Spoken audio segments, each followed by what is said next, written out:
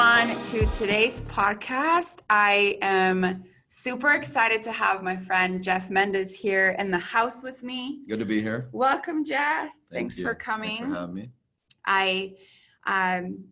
I've been following you and your story and everything that you've been doing lately, and I'm just like, this guy is incredible. And then your group of friends and the closest people to you, I'm like, these guys are just on a different level. And so it really inspires me and it motivates me to like level up too.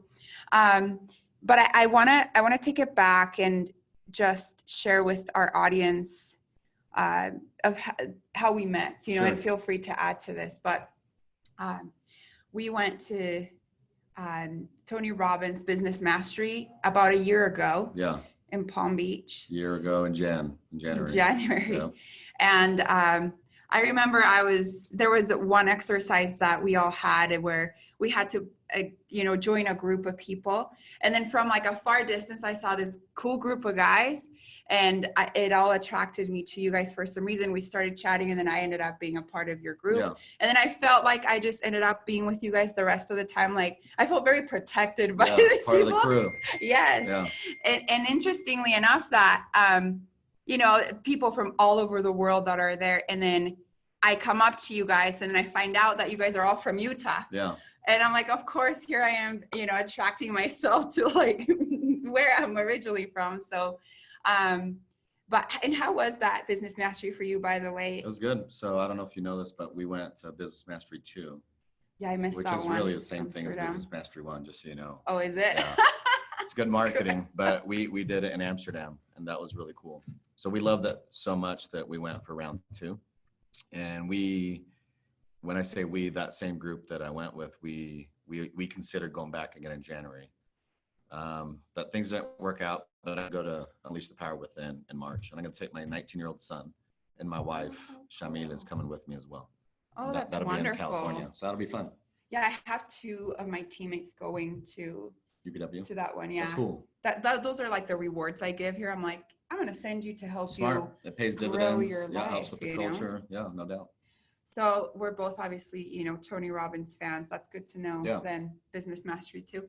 But, something that I really saw, and, maybe we can touch base on this even later, but I loved how you and a couple of other leaders were there, and the influence that you had on your whole team that was there, because you were all there from Vivint. Yep. And I just would see the youth and these young kids that just really respect you and really looked up to you.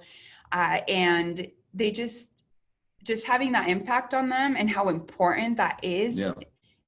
It just made me very proud in a way. And then also like you guys are, how does that make you feel that you're this big influence to this group of youth? That's an interesting question. And when you see it from your perspective, it sheds light on what you see, what the audience sees. For me, since I'm in it, I don't really notice it that way, if that makes sense. Yeah.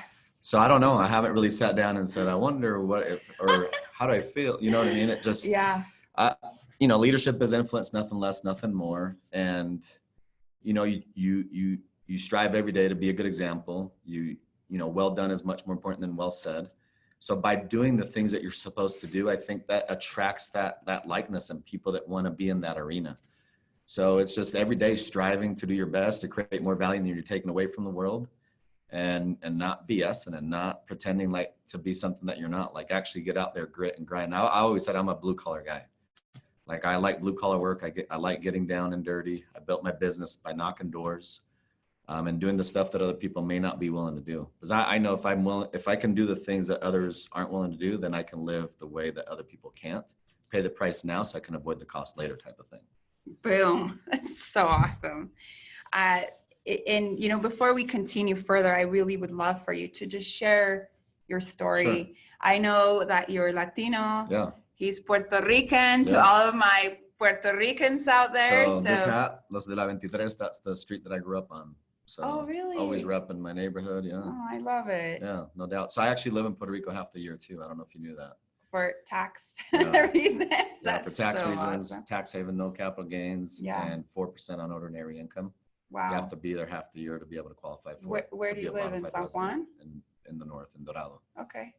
Yeah. So from Puerto Rico, moved to the States when I was 18 to go to Brigham Young University. Then stayed in Utah, built businesses here and have stayed here. And as of a year ago, that's when I started going back and forth to Puerto Rico to qualify for the bona fide residency. Wow. Maybe share a little bit more of what that means, because I mean, I've had the opportunity to learn a little bit more about it and the tax benefits that Sure. it has, but really investing in property there, and maybe share a little bit of that piece of the reason Puerto why Rico. the tax benefit is there, maybe, and why they implemented that benefit. Yeah. Okay, so Puerto Rico, it's part of the United States of America. It's an For all of you who didn't know. Yeah, so everybody's a U.S. citizen if they're born in Puerto Rico. That started back in 1917. The U.S. took possession of Puerto Rico in 1898 after the Spanish-American War. So Puerto Rico is a territory of the U.S. It's a Commonwealth.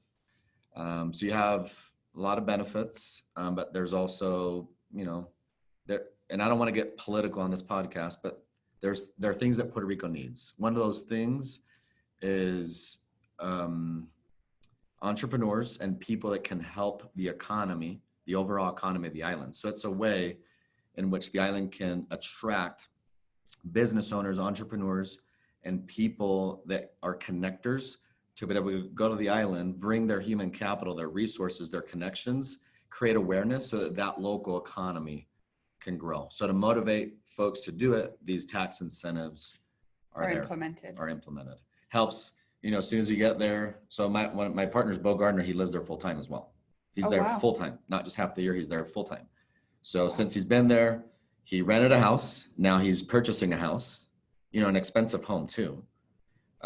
He bought a vehicle. He's buying another vehicle. He's probably going to build a school there, a private school there. Wow. And he's buying groceries there. He's going to restaurants there. He's going to the movies there. He's going to events there. So it's boosting the local economy. This is somebody that probably never knew where Puerto Rico was until he met me. And he never even thought about going there. But when he had the opportunity of retiring from Vivint, now he's able to go there and benefit that economy. He benefits, and the island definitely benefits from all of his resources. That's spending wonderful. power. Yeah, absolutely. So coming back to your story, so you moved here when you were 18, you went to school here, and then you ended up staying. Yeah. What was it like, growing up in Puerto Rico? What do you feel has created that big drive in you and that big ambition to just be something great in life? Growing up, my parents always taught me, hey, your last name means something, represented on high. We work hard, we're people of honor. Don't worry more about your character than your reputation. Reputation is what people think you are and say about you, but worry about your character, and your reputation will take care of itself. Character is who you truly are on the inside. So focus on your character and hold that last name means something. Family is everything. Your name is everything. Represent your last name to the highest of your ability. How you do anything is how you do everything. So do well in school, do well with your friends, do well in sports, do well in business, and do the right thing. Do the right thing because you're supposed to do the right thing, not because people are watching type of thing. So when you take it that far, and when you're not really worried about what other people think of you, because you know that inside you're doing the best, phenomenal things start occurring. Because you're your true authentic self. You're not just faking it. You're not just being pretentious. You're not being fake. You're being real. You're being who you are. And for me, the most beautiful thing that a human can be is who they truly authentically are. And interesting enough that people have such a difficult time being able to be free in who they are. Yeah, you're not yourself, and you're not happy. You're not bringing your best self out there. I don't care what your beliefs are. I don't care what your inclination. Be you. Be true to you. Don't hide it in. Bring it out. We need that. We need more of that. We need to celebrate diversity. You know what I mean? We need to celebrate our differences.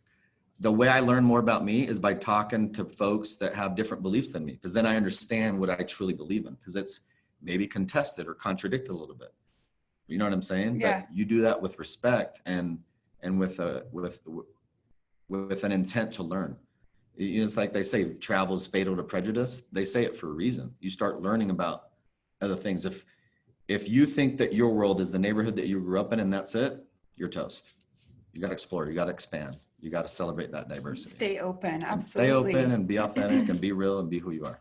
You know, that word, you know, I really just got to touch on the authenticity. Yeah. And you guys even had that's our brand, yeah. Your brand. And so after meeting this cool group of guys, you know, that I felt like protected by, they're all coming in wearing this gear and these clothing that has the word authentic on them. No doubt. And it attracted me even more because I truly believe in that as well, right? Yeah. Just be who you truly are and have the freedom to be that person.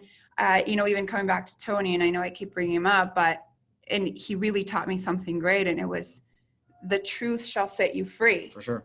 And we keep hearing that all the time in life, but for some reason, in that moment, Date with Destiny 2016, I really understood that the truth.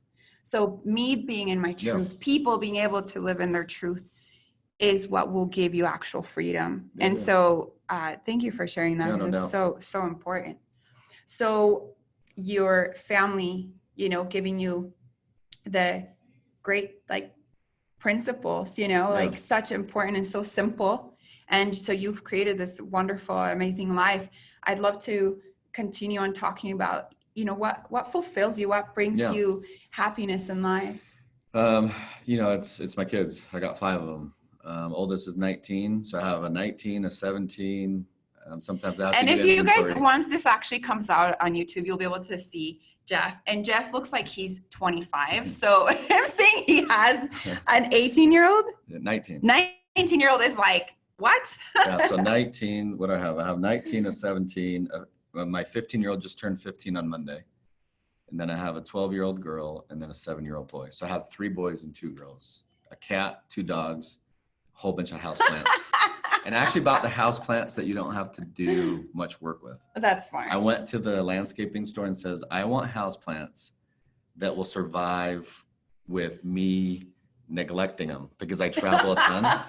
And I literally have these houseplants that are amazing that will survive any lack of responsibility on my end when I'm traveling. They're awesome. I don't know the name of the houseplants, but I'm a huge fan. It's awesome. Look them up, people. Google it. But so when you're living in Puerto Rico for the 6 months, is your family traveling back and forth? Yeah, they're with me. So do you take them with you? How does that work with the school system? So I have 2 college aged, so they do a lot of their work online. Okay. They do classroom and online work. And then my 2 youngest, they go to Slope School, which is a private school that's designed for entrepreneurial families. So it's perfect for our family. And my kids, the Slope School, it's phenomenal. So here's a plug for Slope School. It's in Utah County in Provo to be exact. It's designed where kids go in and they don't do the memorization thing. They don't do the following orders thing. Like they learn how to start a business. They learn about taxes. They learn about willingness to pay, willingness to sell. They learn about how to launch a venture. They learn about I didn't know this existed. It's phenomenal. This is amazing. Yeah, it's incredible. So my kids, and they call it a studio. They don't even call it a classroom. And for instance, my 2nd grader, he is 7, and his studio is kids from grade 1 through grade 6, and they're all collaborating together. And then my 7th grader is with specifically 7th graders, but that 7th grade class will keep expanding 8th grade and beyond. But they're launching rockets.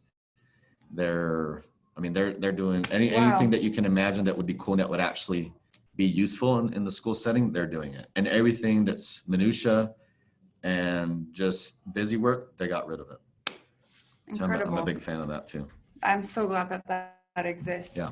Thank you for school. telling me about it. I'm telling you this right now. School is getting disrupted, and it needs to get disrupted even more.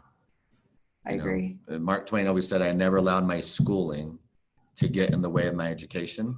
I think our schools, the way they're designed and set up archaically, are getting in the way of our education, and we need to be advocates of changing, transforming, and disrupting the current way in which we're educating our kids.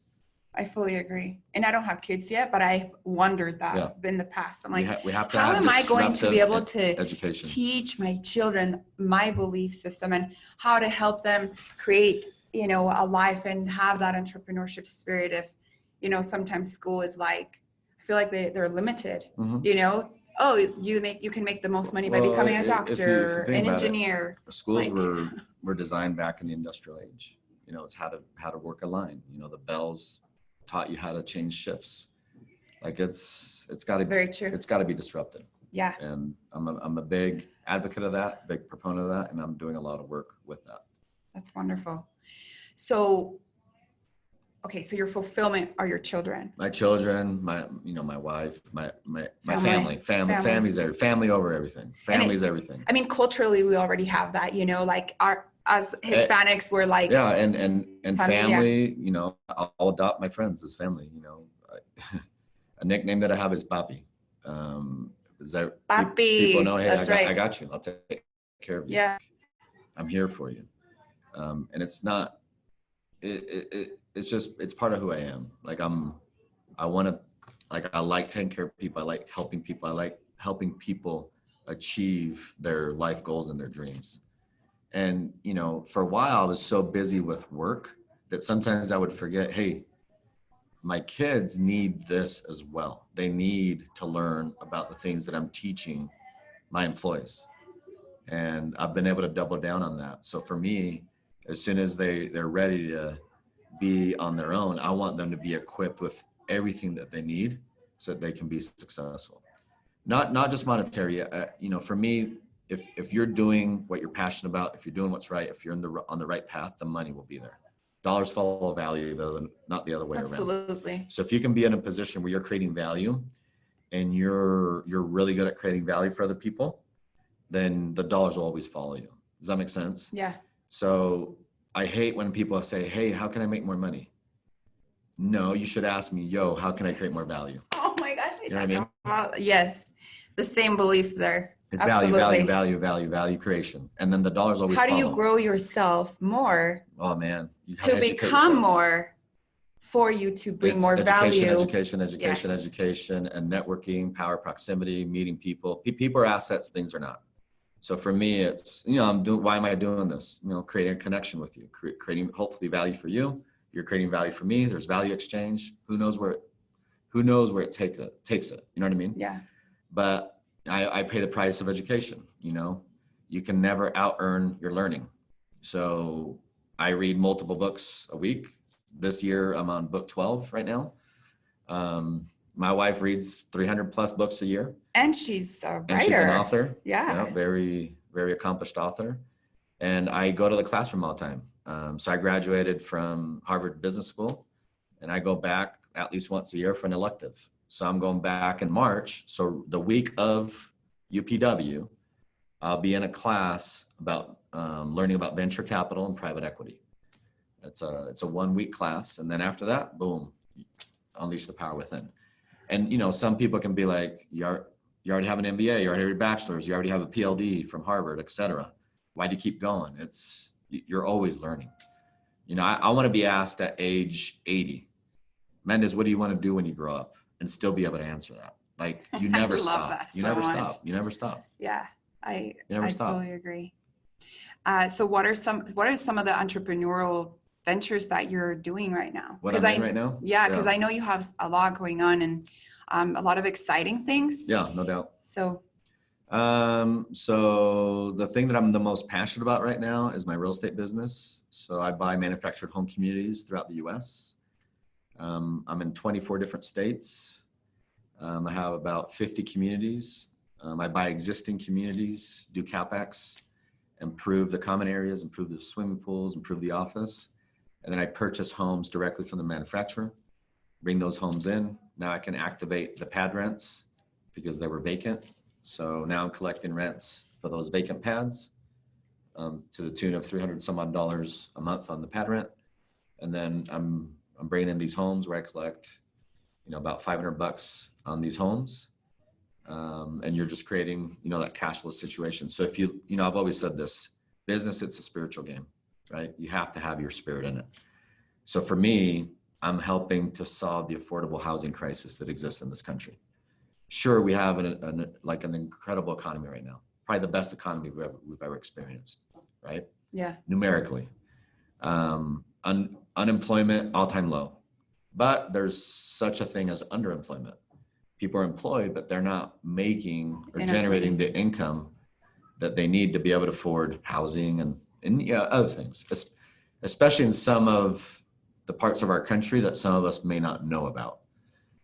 So I'm literally helping people get into homes, brand new home, by the way, 3-bed, 2-bath, 1,000 feet. And I've seen this. They're beautiful. I've done the, So last year alone, I created amazing. with my company over 1,300 homes for Americans in our country, which I think that's pretty cool. Which I love the purpose behind this, because it really is an issue. Sure.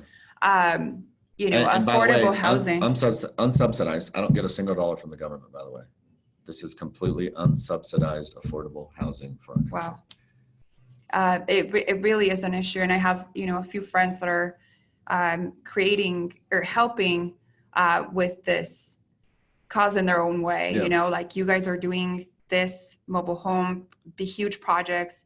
I have other friends around the country that are building apartment buildings that are for low income, Yeah, for sure. or for low income housing. And but just like how you said it, I feel like people don't understand that we really do have a lot of, it's still a big issue. Yeah, it is. And these assets are existing. So these assets were built in the 60s, 70s, and they were neglected. They didn't have any capital poured into them. I mean, you're buying a broken community.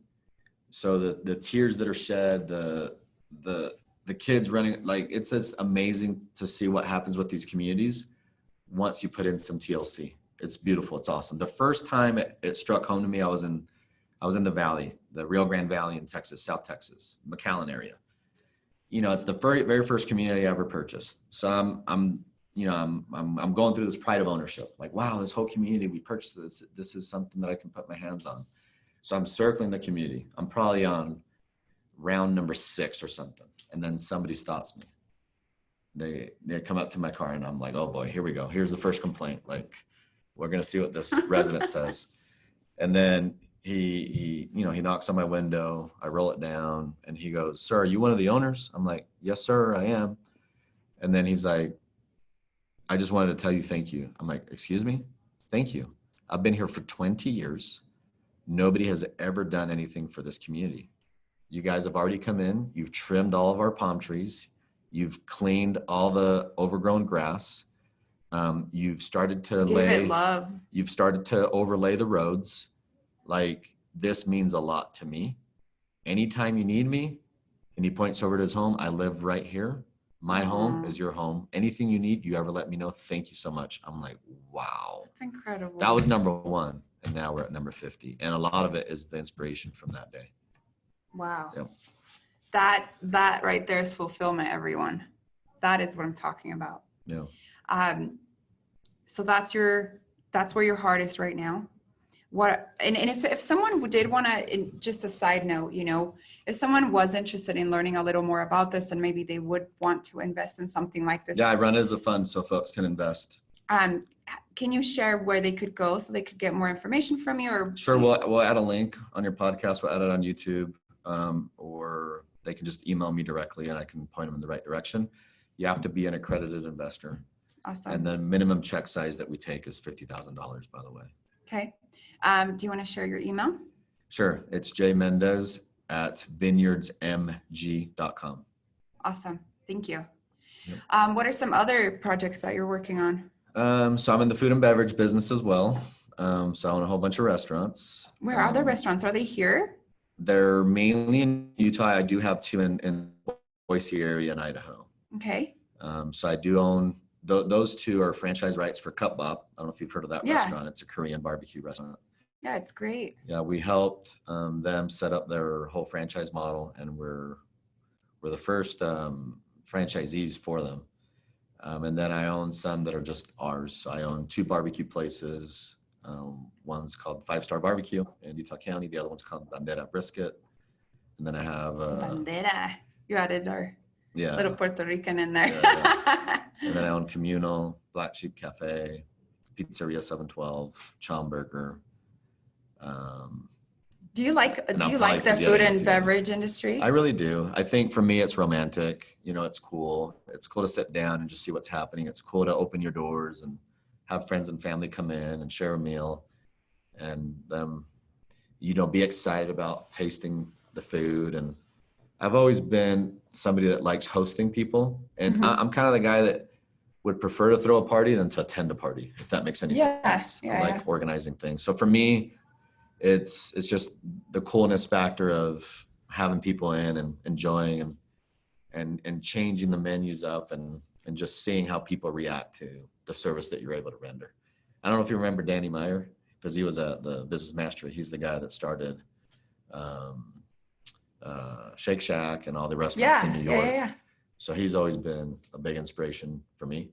I loved the question he asked, by the way, when he said he started out his talk with, how many of you, by the raise of hands, are in the hospitality business? Yep. And a few people raised their hands, and then I raised mine. And then he asked it again, how many of you are in the hospitality business? And all of you should be raising your hands. And I just remember that was he taught a us moment about I definitely HQ. remember. Remember HQ? So there's IQ, intelligence quotient, EQ, emotional quotient, and then hospitality quotient, HQ. Yes. So it's, you know, your customer's your priority, right? It's our obligation to serve them with impeccable, remarkable, raving fan type of service. That's our duty. It's our obligation. And if we don't, other people will. And one thing that concerns me is our economy is so strong that I think we've forgotten the essence of hospitality and the essence of true customer service. And when the economy turns, which it will, nobody really knows when, people pretend like they know, and they'll watch CNBC and try to predict it. We don't know. Right. There are a lot of things that have to happen for it to occur. But when that happens, if we don't change now, people aren't going to be able to do well in the downturn. You have to be phenomenal now so you can be remarkably phenomenal then. And I love the words that you use. It's not like you're good, and it's not like you're great. Good won't cut it. You have to be extraordinary. You have to be phenomenal. And I fully agree with you. And it's customer service. It's tough, but you have to be in that pursuit. If you're not pursuing excellence, there are no parades for mediocrity. Like, it's just right now you can survive because, you know, you can call a contractor. You call a contractor, and how long does it take for them to get to your work site? 6 weeks, 7 weeks, 8 weeks, 2 months, 3 months, 4 months. Why?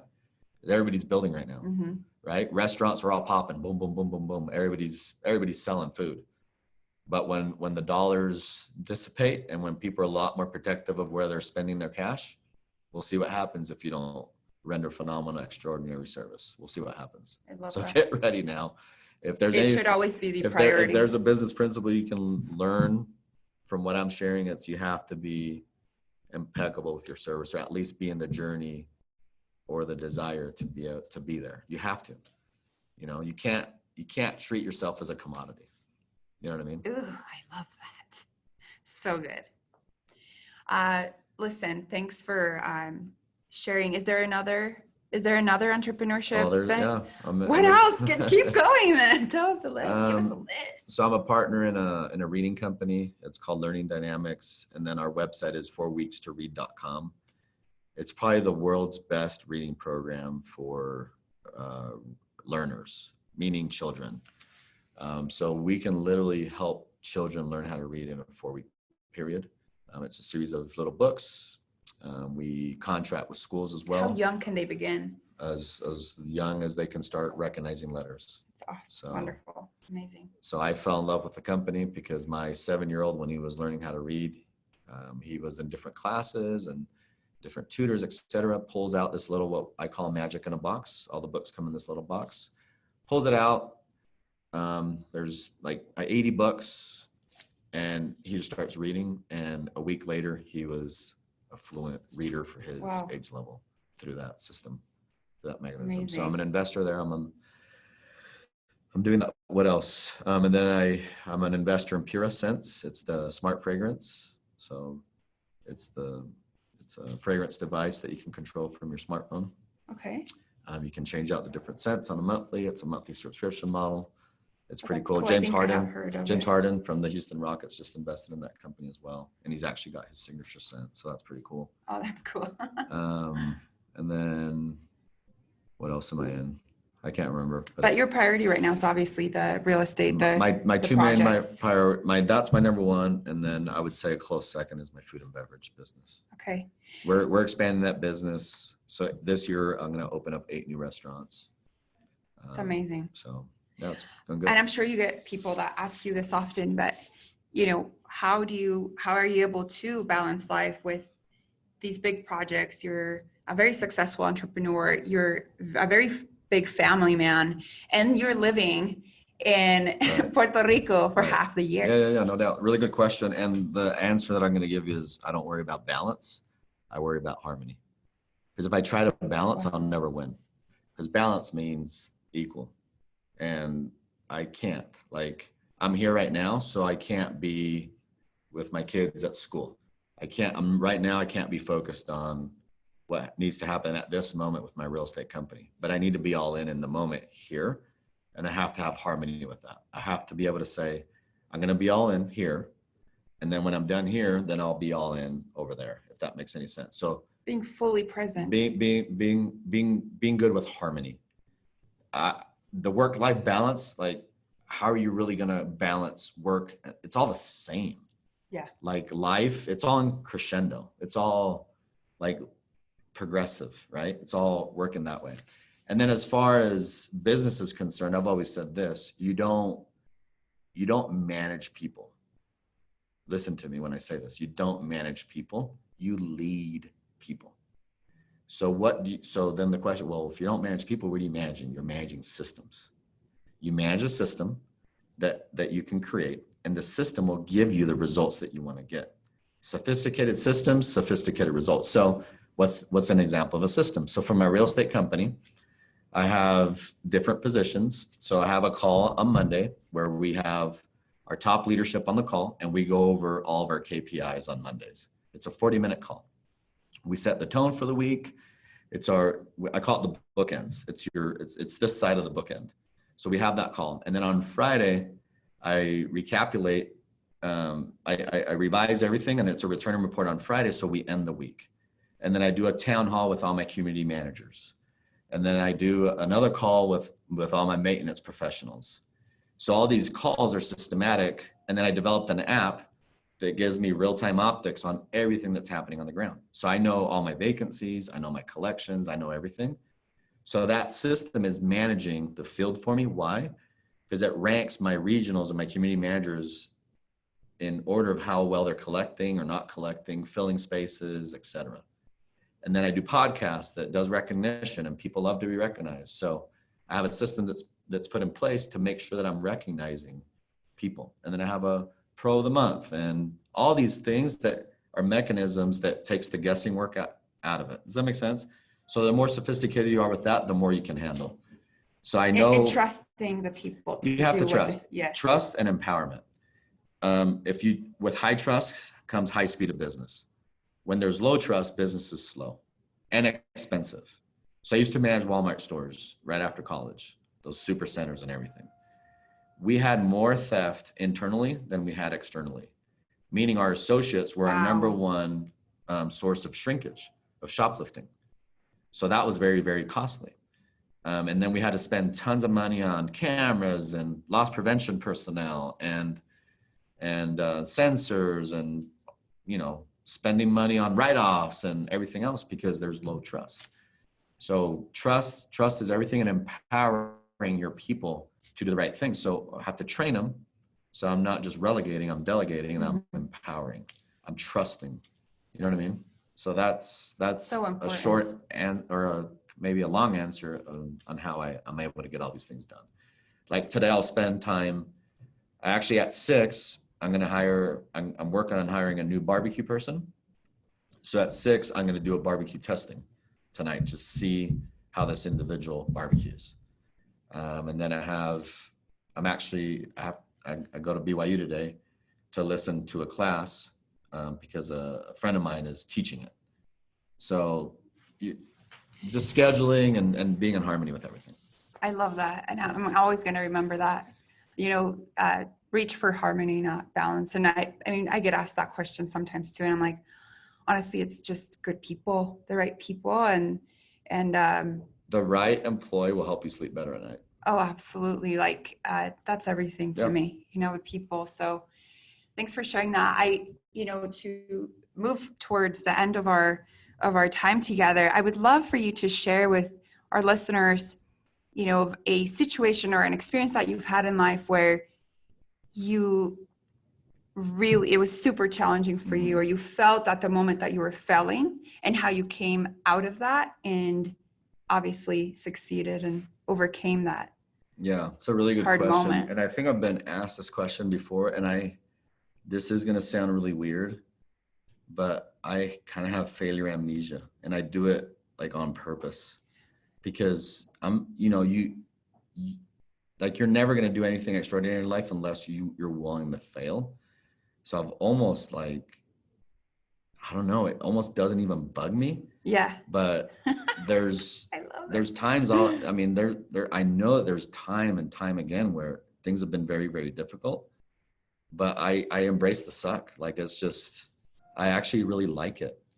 And we didn't get into this, but I knocked doors, for a long period of time where you're knocking and people are telling you to bleep off, and I've had guns pulled on me, dogs bite me, like, you're just dealing with it. And what were you selling, just so that the audience? I've sold everything. I've sold satellite, I've sold Dish Network, I've sold DirecTV, I've sold pest control, I've sold solar, I've sold home security, I've sold smart home systems, like everything. And it takes 7 no's from a person to finally get their yes. It's persistence, right?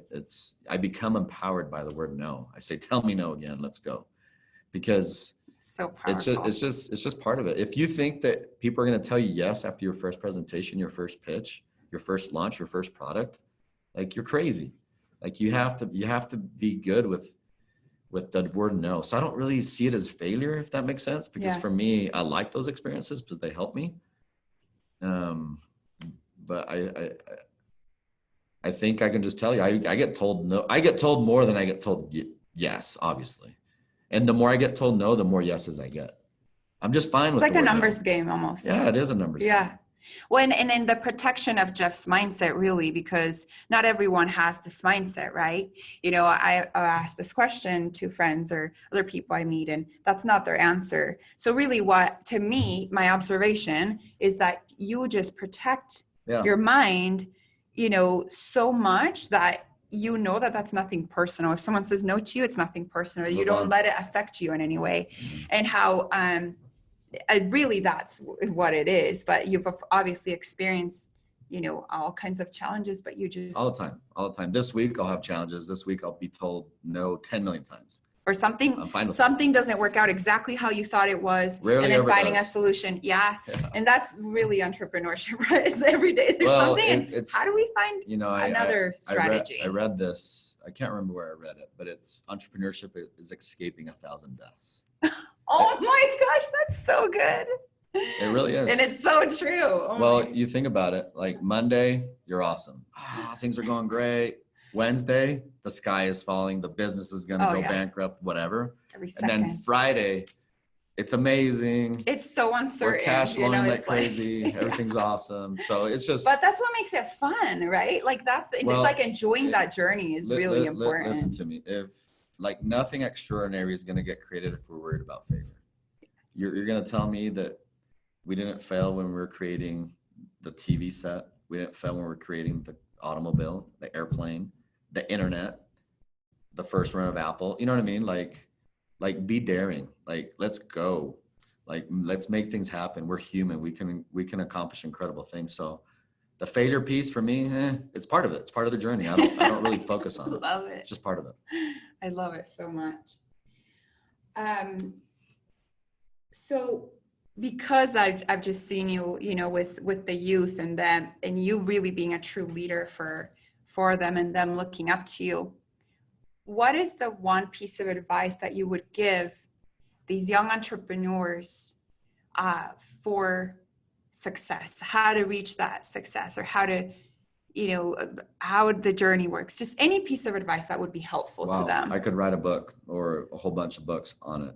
And it's a loaded question with so many answers and topics and subtopics and everything. So I guess if I were to summarize it with one response, hey, are you saying a youth wants to get into entrepreneurship, what's my advice? Yeah. I would say be daring and go for it. And for me, when I look at an entrepreneur, I don't really look at like their brain power so much, to be honest with you. I look more at their heart. I look at their grit. I look at their grind. I look at their willingness to go through difficulty, because there are a lot of people with great ideas that never get them to launch and don't have the tenacity to push through. So if you choose to be an entrepreneur, which I think is a beautiful thing, and again, it's a spiritual thing. So your whole spirit, your whole everything, your body has to be in it, your heart has to be in it, your mind has to be in it. Everything's got to be in it. It's a part of you. Like, just know that you can accomplish great things, but you've got to be all in, and you have to be ready to escape 1,000 deaths. That's so good. The final question. But it'll be worth it in the end. It's worth it. It'll be worth it in the end. If there's that purpose, like how you said, the soul, the heart, everything's in it. And it's got to be something. And for me, it's you. So entrepreneurs create, customers validate. So you have to create, but then let's go validate. See if the market sees your product as a viable product or service, and test and be willing to do iterations, and be open and be teachable and coachable. If it's all those things. I mean, I could write books on this topic, really. Yeah, it's something to be passionate about, right? Because that's our future, and And we need entrepreneurs. We need new ideas. We need innovation. We need disruption. We need bright minds. We need things to be created. Like the way we view the world today, it's not going to be this way 5 years from now.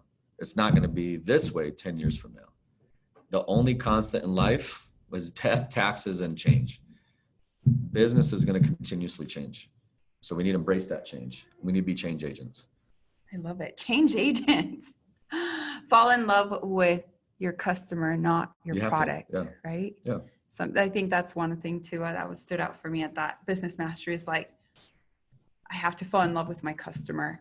People seem to fall in love with their product and they're not really listening to that need that's out there. And if you want to go back to Tony, I go back to this all the time. If you get in your head, you're dead. And the chokehold of any business is the mindset and psychology of the business owner / entrepreneur. So you have to continue to improve and progress and validate and learn and listen, and the customers will give you the feedback, and your front lines will give you the feedback. When I want to know the truth, I go to my frontline associates. I go to that first group of people that are interacting with my customers. You know what I mean? Yeah. Thank you. I think the final question that I'll have for you today is, 5 years from now, what does Jeff's life look like? What do you envision for that future? Being surrounded by, probably at that point, I have a grandkid or two, who knows?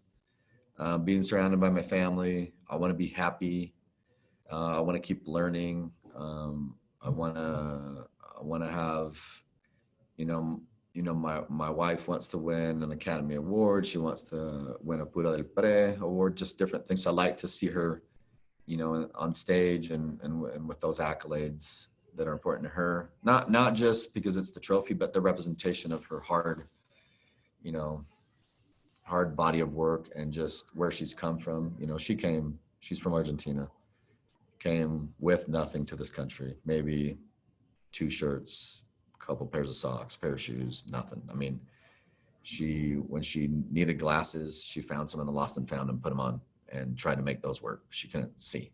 You know what I mean? Wow. And now she's got books with HarperCollins, Scholastic, whole nine, taught herself how to read English by reading a dictionary multiple times. That was the only book she could get her hands on in Argentina. Like, I'm talking dire type of circumstance, and just so I want you know that for her, around family. Which we should give her a quick shout out, because I bought one of her books for my niece, and if you don't mind just sharing her name and where they can purchase some of these children books is what she does, right? Anywhere books are sold, Amazon, Barnes and Noble, just they're everywhere. But her name is Yamile. You would pronounce it Yamil if you're from Puerto Rico like me, but if you're from Argentina, the way she pronounces it, it's Shamile. SH sound with the Y, yeah. But picture books, kids books, and then middle grade, and then she's got a bunch coming out. That's how they do releases, you know, with different publishing houses. It's all time sensitive, but just follow her, watch her purchase of books. And I bought the book awesome. I bought is called Where Are You From? Where Are You From? Or De Donde Vienes in Spanish. Spanish. So there's two. There's a Spanish version and there's the English version. And me and my little niece read it when I gave it to her, and it was just so wonderful, and it definitely gets you teary-eyed. And what a powerful message, you know, for any immigrant. Yeah. So let me ask you this. So when people ask you where you're from, what's your response? Well, I say I was born in Mexico. My mom's Spanish. Blah, blah, blah. But do you always give that history, or do you sometimes say Utah, or do you sometimes say California? Yeah, I'll say Utah mainly. And then what's the follow-up question that they ask you? Where are you from? Are you Mormon? Are you Mormon? So the reason I ask is with her, at least, and this probably happens to you too, and I'm probably setting you up for this, but they say, no, where are you really from? Oh, yeah, yes. Am I right? No, because of the accent, or they know they speak. Yes, yeah. Absolutely. Or they look at your name, yes, your last absolutely. name. So it's where are you really from? No, but where are you really from? Yes. So, you know, for her, it's like, oh, I'm from you. No, but where are you really? What? So that's a big reason why. It's such a beautiful book. But it's a beautiful book because it just goes on this journey of where we're all really from. I loved it so much. I think every kid needs that book. Yep. Seriously. Thank you so much for being here today and sharing your story. And you're an absolutely extraordinary person in life. And I've loved what you've created. I love what you're about and your purpose and your heart. And, you know, so thank you so much for sharing your story. If people want to maybe follow you or connect with you in some way, I know you shared your email. Do you use a lot of social media? Where could they reach out to you too? Yeah, I'm on Instagram, Facebook, the whole nine. What's I'm your not Instagram on handle? I don't know. J Mendez Poppy or something. I don't That's remember. Hilarious. I have it. I'll tag you on all my posts so people can follow. But any final thoughts, and we'll wrap it up? No, I just appreciate this, and I think it's really cool with what you're doing, getting people to voice their stories. Storytelling is very powerful. It can be inspirational. It can help you learn more about yourself. And even when you're telling your own story, I think it causes you to want to be better and do bigger things and help more people out. So I think storytelling and the podcast and getting people on here and celebrating the good, because good news often travels slowly and bad news travels really rapidly. So I'm good that this is a good outlet for good news that can travel out there and inspire hearts and minds. So thank you. Thank you so much. Appreciate that. Well, everyone, hope you have a fabulous day and go and create big. We'll see you next time. See you.